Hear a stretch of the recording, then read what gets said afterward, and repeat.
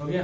जी sir. Hello student, आज हम आप लोगों को केमिस्ट्री का चैप्टर नंबर 4 पढ़ाएंगे, जिसका नाम है carbon and its compound, carbon और इसके यौगिक। तो देखते हैं उसके क्लासिफिकेशन के बारे में पढ़ेंगे। तो कार्बनिक यौगिकों का वर्गीकरण कैसे किया जाता है, ये हम आज सीखेंगे। तो classification of organic compounds mostly दो प्रकार से किया जाता है। पहला आपका आता है एलिफैटिक कंपाउंड या ओपन चेन जिसे को बोला जाता है, या खुली हुई श्रृंखला। इसमें होता क्या है कि जो कार्बन और हाइड्रोजन की चेन होती है और ये खुली श्रृंखला में ऐसे पाई जाती है, तो इसी को बोला जाता है एलिफैटिक कंपाउंड या ओपन चेन या खुली श्रृंखला। जैसे CH3 bond CH2 bond CH2 bond CH3, ये खुली चेन है। और दूसरा आपके पास है चक्रीय यौगिक या इसी को बोला जाता है एरोमेटिक या बंद चेन साइक्लिक कंपाउंड। इसमें क्या होता है, जैसे हाइड्रोकार्बन्स जो होते हैं वो एक बंद श्रृंखला बनाते हैं, तो उसी को बोला जाता है एरोमेटिक। जैसे ये बेंजीन का सूत्र है, तो इसमें होता क्या है, हाइड्रोजन और कार्बन और हाइड्रोजन को हाइड्रोकार्बन बोलते हैं। ऐसे कंपाउंड जो केवल हाइड्रोजन और कार्बन से मिलकर बने उसी को हम बोलते हैं हाइड्रोकार्बन। तो मोस्टली आपका जो एरोमेटिक है ये भी हाइड्रोकार्बन ही होते हैं और एलिफैटिक भी हाइड्रोकार्बन होते हैं। अब देखते हैं हम एलिफैटिक दो प्रकार का होता है, पहला सैचुरेटेड कंपाउंड्स और दूसरा अनसैचुरेटेड कंपाउंड। सैचुरेटेड कंपाउंड्स उस कंपाउंड को बोलते हैं, या इसी को हिंदी में बोला जाता है संतृप्त यौगिक। संतृप्त यौगिक उस यौगिक को कहते हैं, ऐसे यौगिक जिसमें कार्बन और कार्बन के बीच सिंगल बॉन्ड होता है। क्या पाया जाए, जैसे कार्बन और कार्बन के बीच सिंगल बॉन्ड पाया जाता है। अगर हम एग्जांपल दें, जैसे कहें इथेन, क्या कहें इथेन, तो इथेन के लिए हम लिखते हैं इसका सूत्र C2H6।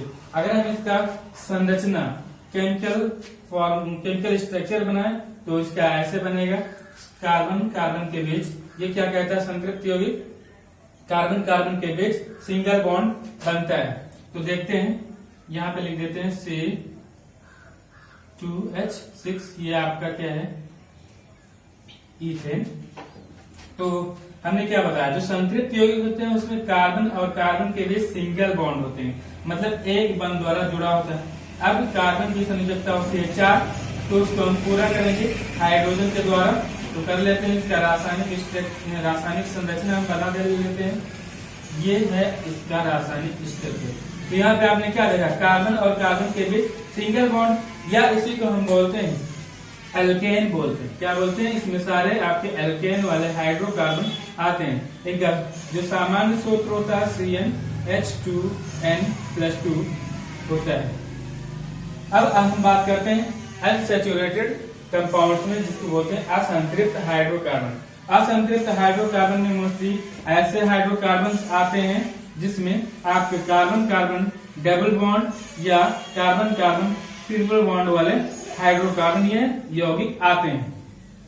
तो अगर हम बात करें एथिलीन का, दो कार्बन कार्बन डबल बॉन्ड वाले, इसका एग्जांपल है एथिलीन। तो एथिलीन के लिए आपके पास हो जाएगा सूत्र C2H4। इसमें मोस्टली आप अगर डिवाइड करें इसको भी तो दो भागों में होता है, हम डिटेल में पढ़ेंगे एक एक के बारे में। लेकिन अभी इतना जान लीजिए कि जब कार्बन कार्बन डबल बॉन्ड हो तो उसी को हम एल्कीन बोलते हैं, और अगर कार्बन कार्बन ट्रिपल बॉन्ड हो तो उसको हम अल्काइन बोलते हैं। तो अभी इतना जानिए, और उसके बाद हम इन डिटेल में पढ़ेंगे एक एक के बारे में। तो अगर इस स्ट्रक्चर बने तो कार्बन कार्बन के बीच डबल बॉन्ड, बाकी कार्बन की जो संयोजकता हम हाइड्रोजन के द्वारा पूरी कर देते हैं। यहाँ पे हो गया। और इसकी बात करते हैं तो एथिलीन हो गया। यहाँ पे आप ले लीजिए, चलिए ब्यूटाइन ले लीजिए। तो ब्यूटाइन के लिए आपके पास हो जाएगा ब्यूट के लिए 4 होता है, 4 × 8 -2 C4H6 हो जाएगा, ये ब्यूटाइन हो जाएगा आपका।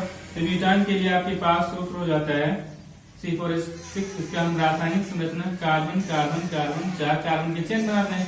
तो इसमें क्या बोला जाता है कि कार्बन कार्बन के बीच ट्रिपल बॉन्ड लगा दिया जाता है। तो कहीं पे आप लगा दीजिए, ये कंडीशन नहीं बताया कि ब्यूटेन 1 मतलब एक कार्बन पे लगाना, 3 कार्बन पे लगाना, ये कंडीशन नहीं दिया है। तो कहीं पे भी आप 3 बॉन्ड लगा सकते हैं, ठीक है। तो बाकी हाइड्रोजन के द्वारा हम यहाँ तो संयोजकता पूरा है, इस कार्बन की 1 2 3 4, इस कार्बन की 1 2 3 4, बाकी ये बैलेंस, यहाँ पे हाइड्रोजन हमें लगाने की जरूरत नहीं है, यहाँ पे लगाएंगे 2 3 4 3, और हाइड्रोजन भी हमें गिनते रहना, क्यों? क्योंकि सूत्र है C4H6। तो 1 2 3 4 कार्बन हो गया हमारे पास, लेकिन हाइड्रोजन कितना 6, तो गिनिए 1 2 3 4 5 6।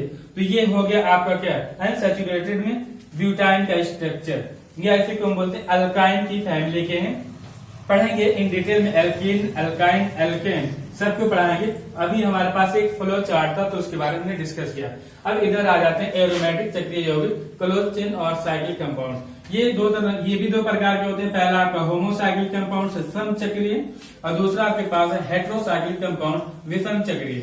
तो जो होमोसाइक्लिक होता है ये भी दो प्रकार का, होमोसाइक्लिक मतलब होता है सम चक्रीय, मतलब ये एरोमेटिक आते हैं, और एलिसाइक्लिक कंपाउंड्स आते हैं, एरोमेटिक और एलिसाइक्लिक, ये आपके होमोसाइक्लिक में आते हैं। बाकी हम एक एक के बाद